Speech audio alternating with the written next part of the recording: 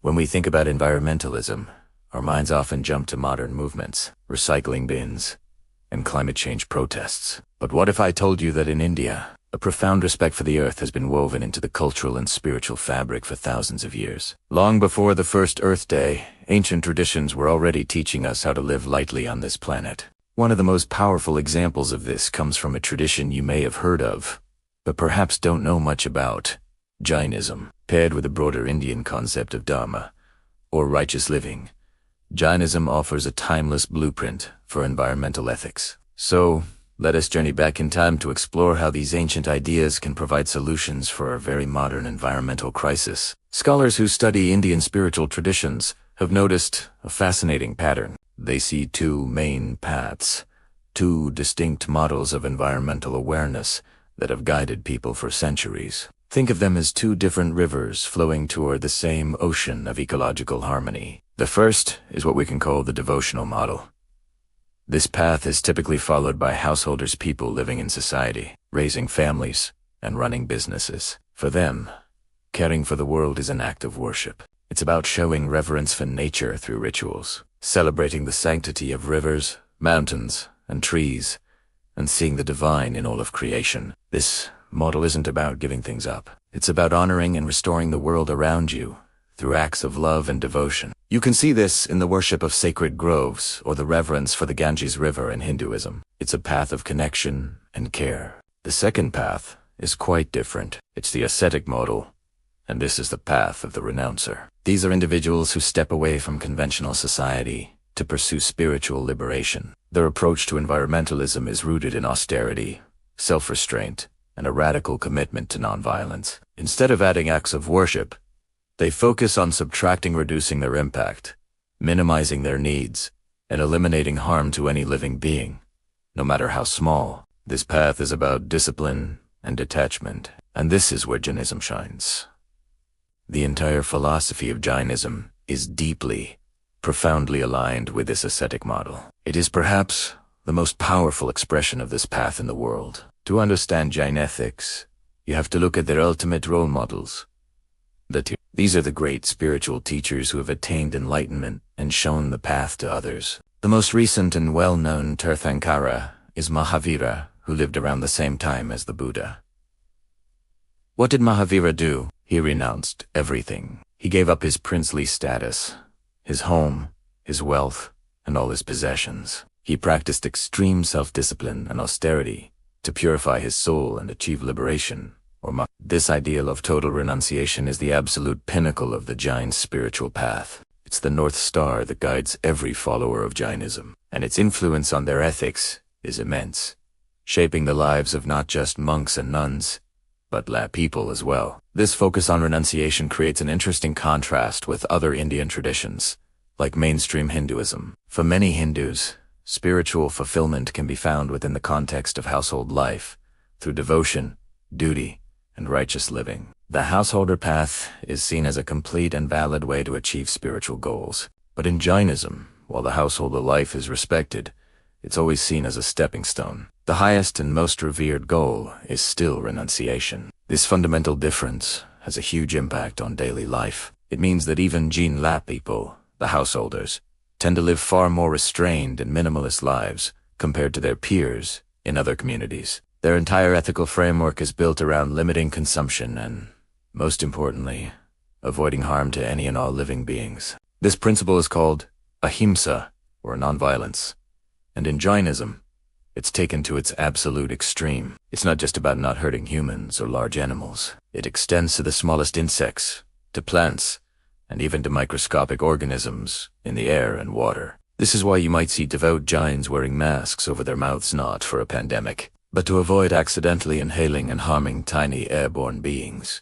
It's why they might sweep the path before them as they walk, to gently move any insects out of the way. This deep-seated commitment to ahimsa naturally leads to a lifestyle with a very small environmental footprint. It dictates what they eat, a strict vegetarian or vegan diet, what they wear, and how they conduct their business, always striving to minimize harm. So we have these two models: the devotional, which seeks to protect the environment through acts of love and worship, and the ascetic, which does so through restraint and nonviolence. Both paths though different in their approach, can be powerful forces for environmental protection. The devotional model inspires us to restore and honor nature, to see the world not as a resource to be exploited, but as a sacred entity to be cherished. It encourages us to plant trees, clean rivers, and protect wildlife, because we see the divine in them. It fosters a relationship of reciprocity and care. On the other hand, the ascetic model, so beautifully exemplified by Jain, directly confronts the root causes of our modern environmental crises: overconsumption and greed. In a world that constantly tells us to want more, buy more, and be more, the Jain ideal offers a radical counter. It teaches that true happiness and spiritual progress come not from accumulating possessions, but from reducing our desires. It is a powerful lesson that directly echoes Gandhi's famous words, which were themselves deeply influenced by Jain thought. The world has enough for everyone's need, but not enough for everyone's greed. This ascetic ideal forces us to ask ourselves, how much is truly enough? And what is so remarkable is that this entire framework for ecological living exists without ever using the modern word, environmentalism. The Jains were trying to save the planet in the way we think of it today. Their primary goal was spiritual purification and liberation of the individual soul. The environmental benefits were a natural, inevitable consequence of their ethical and spiritual practices. For them, living in harmony with nature wasn't a separate, optional activity. It was the very definition of living a righteous life, of following their Dharma. This shows us that a profound environmental ethic doesn't have to be a political ideology. It can be a deeply personal, spiritual journey. As we conclude this first part of our exploration, we've laid the foundation. We've seen how ancient Indian thought provides two distinct yet complementary paths to ecological consciousness. We've seen how Jainism, with its powerful ascetic ideal, offers a timeless and potent remedy for the consumerism that drives so much environmental destruction. It's a philosophy that challenges us to look inward, to control our desires, and to live with awareness and compassion for all life. In our next video, we'll dive even deeper into the specific principles of Jainism, like ahimsa, and see exactly how they translate into a practical, everyday environmental ethic. Thank you for watching, and I hope you'll join me for part 2. Don't forget to like, subscribe, and hit the bell icon so you don't miss it. Welcome back to our series on Jainism, Dharma, and environmental ethics. In our last video, we introduced the concept of Dharma. Today, we're diving deep into one of the most fundamental principles of Jainism, ahimsa, or non. Now, when most of us hear nonviolence, we might think of not getting into a fight or avoiding physical conflict. But in Jainism, ahimsa is a much more profound and all-encompassing concept. It's not just an action, or rather, a non-action. It is a way of life that shapes everything from what you eat, to how you walk, and even what you possess. It is a guiding principle that has shaped Jain lifestyle choices for over 2,500 years, creating what we might today call the ultimate eco-friendly philosophy. So how does this work in practice? Jain philosophy has a fascinating way of looking at the world. It classifies all living beings based on the number of senses they possess. This isn't just an abstract intellectual exercise. It forms the very basis of ethical action. At the bottom of this hierarchy are the one-sensed beings, or echondria. This group includes not just plants, but also earth, water, fire, and air. Yes, you heard that right. In Jain thought, the very elements of our planet are considered living entities, each with a sense of touch.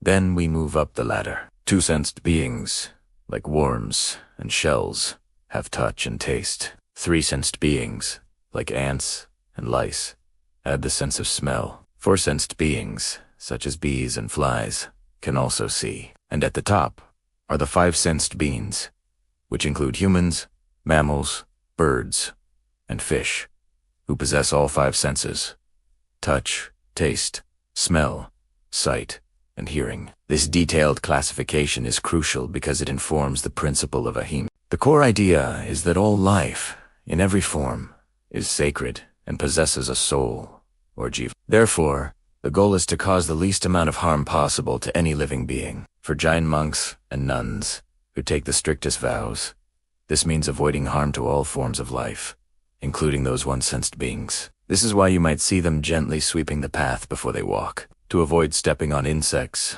or wearing a cloth over their mouths to prevent accidentally inhaling tiny organisms. They're trying to live in a way that minimizes their impact on the entire web of life, from the smallest microbe to the largest animal. For lay Jains, or householders, the rules are a bit different, but still deeply rooted in ahimsa. The primary focus is on avoiding harm to beings with 2 or more senses, essentially all animals, insects, and other mobile creatures. This is where the practice of strict vegetarianism comes in. For Jains, vegetarianism isn't just a dietary preference. It's a moral and spiritual imperative. It's the most direct and practical application of ahimsa in daily life. Consuming meat is seen as a direct act of violence against a 5-sensed being, a creature capable of feeling pain and fear. So, a vegetarian diet is the absolute baseline for anyone following the Jain path. But it often goes even further than that. Many Jains also practice veganism, avoiding all animal products like milk,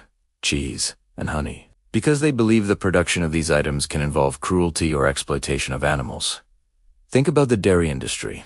For example, the constant cycle of impregnation and separation of calves from their mothers is seen as causing immense suffering, or the collection of honey, which can harm or kill bees. The dietary restrictions can get even more specific, extending to the plant kingdom. Many devout Jains avoid eating root vegetables like potatoes, onions, garlic, and carrots. Why?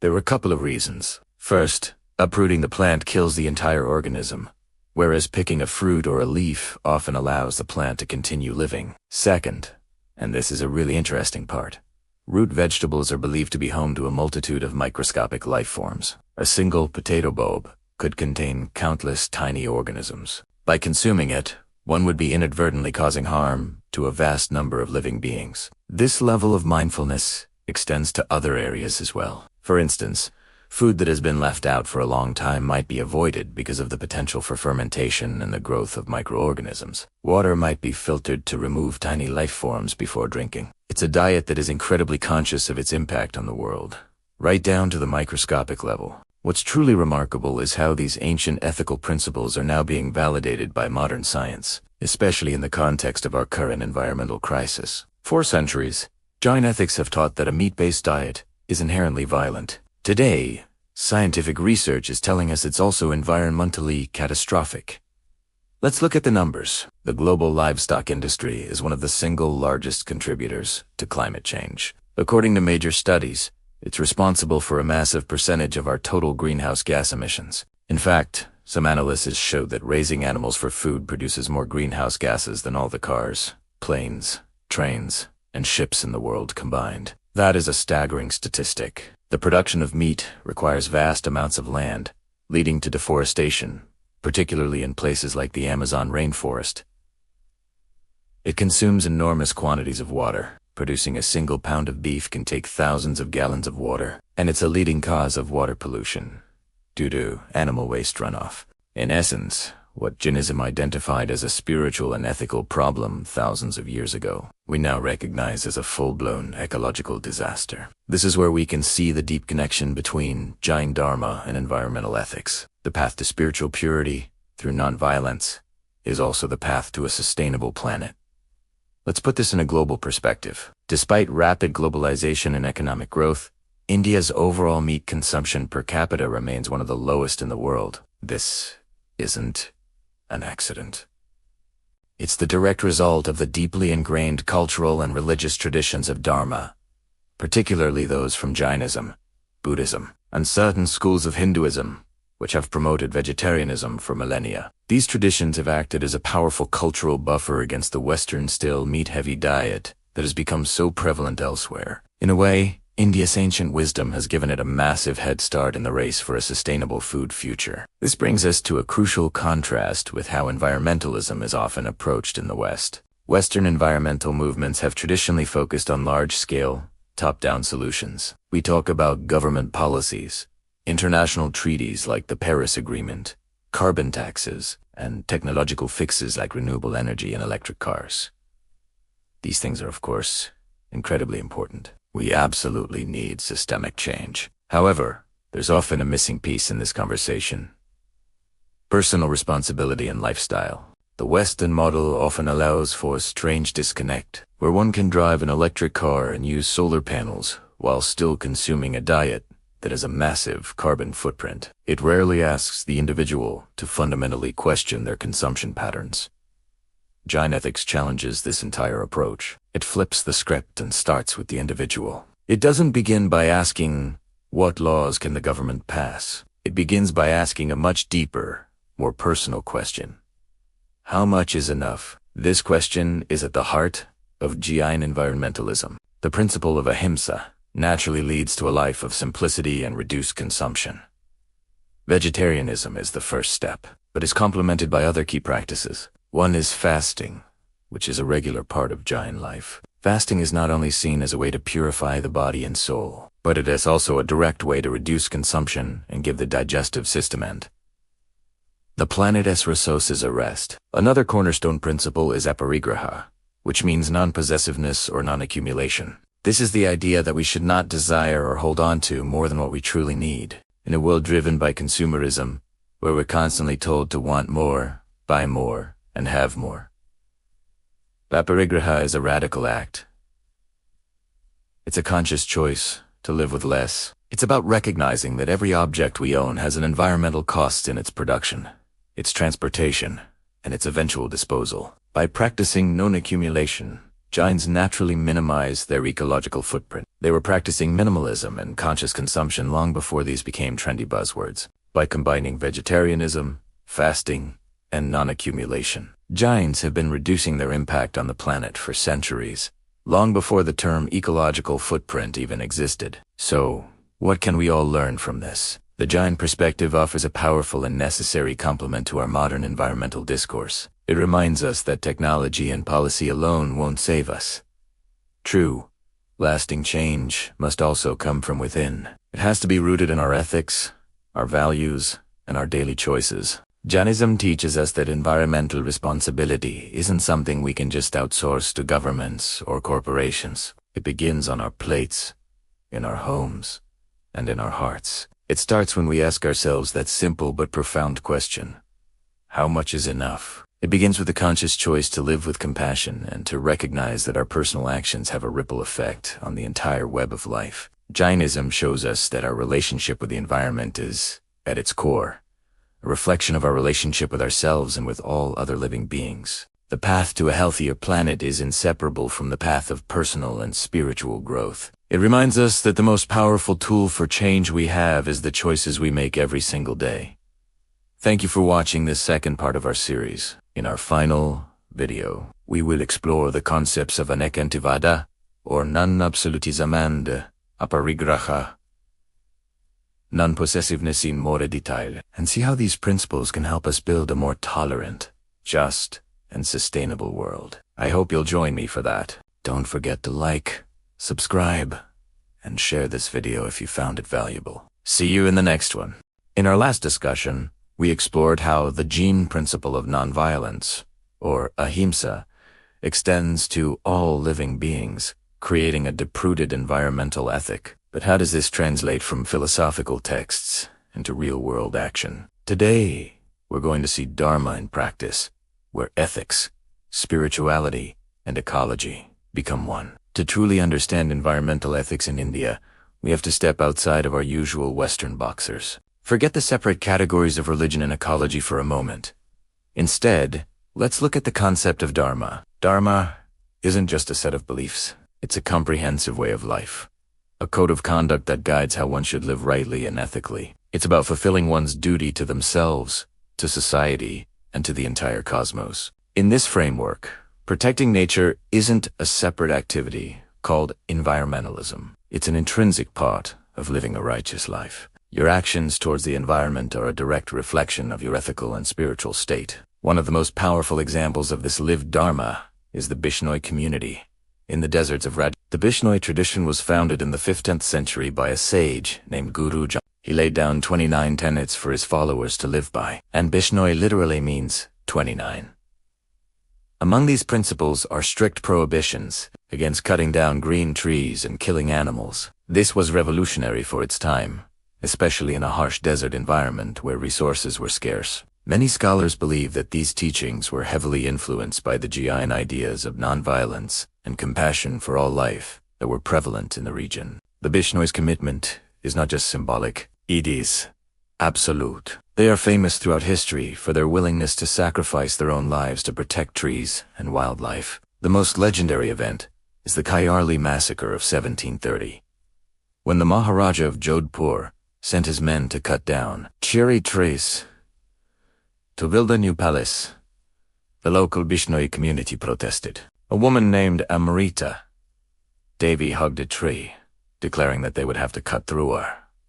Before they could cut the tree, she and her 3 daughters were martyred, and their sacrifice inspired hundreds of other Bishnoi to do the same. In total, 363 Bishnoi gave their lives that day, hugging the trees to protect them from the axes. This incredible act of self-sacrifice forced the Maharaja to issue a royal decree, protecting the trees and wildlife in all Bishnoi villages forever. Even today, the Bishnoi people are fierce protectors of their environment. They guard the blackbucks and Chinkara gazelles as if they were their own children, and they continue to be a powerful force for conservation in India. This isn't activism as we know it. It's their Dharma. It's simply who they are.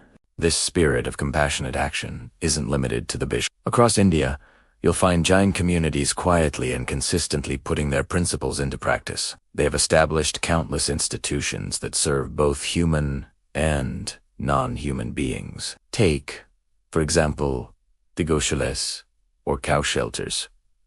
These are not commercial dairy farms. They are sanctuaries for old, sick, and abandoned cows, where they can live out their natural lives in peace and dignity. Jains have also founded specialized bird hospitals, like the famous one in Chandni Chowk, Delhi, which has been treating injured birds for nearly a century. If a bird falls from the sky, it has a place to go for care. Beyond that, you'll find extensive animal rescue centers, which take in all kinds of creatures in need. They also create and manage forest sanctuaries, protecting entire ecosystems from development and destruction. In an effort to live sustainably, many Jain communities have developed innovative water harvesting systems, especially crucial in arid regions, and have cultivated farms and orchards using organic, non-violent methods. What's important to understand is that these projects are rarely, if ever, labeled environmental activism or sustainability initiatives. For the Jains who run them, these are simply expressions of their Dharma. It's about doing what is right for the world, fulfilling their duty of compassion, or karuna, and nonviolence, or ahimsa. It's a natural extension of their spiritual practice. This brings us to a key insight. In many Indian traditions, ecology is not a separate science or a political movement. It is deeply embedded in the very fabric of culture, ritual, and daily ethics. People protect nature not because they've read the latest climate statistics or because of a government policy, but because they believe on a profound moral level that harming life is wrong. It's a sin.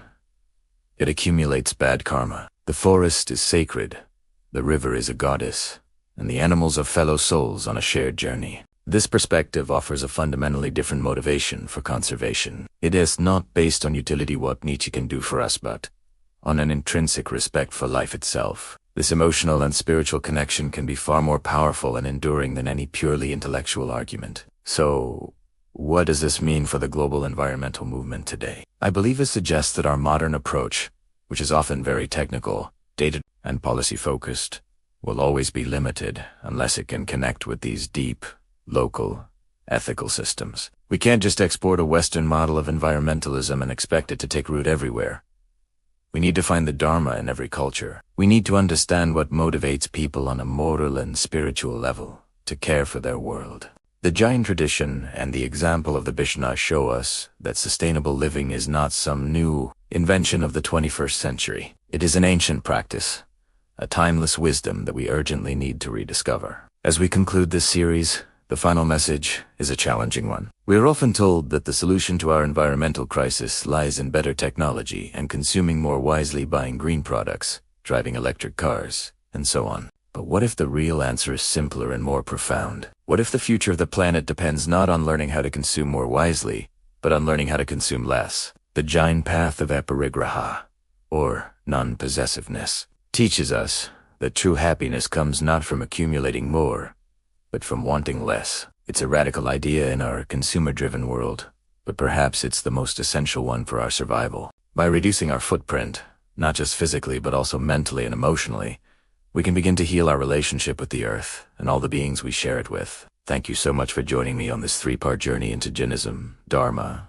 and environmental ethics. I hope it has given you a new perspective on how ancient wisdom can guide us in tackling our most pressing modern challenges. If you found this series valuable, please like, share, and subscribe for more content that explores the intersection of philosophy, culture, and our world. Thanks for watching.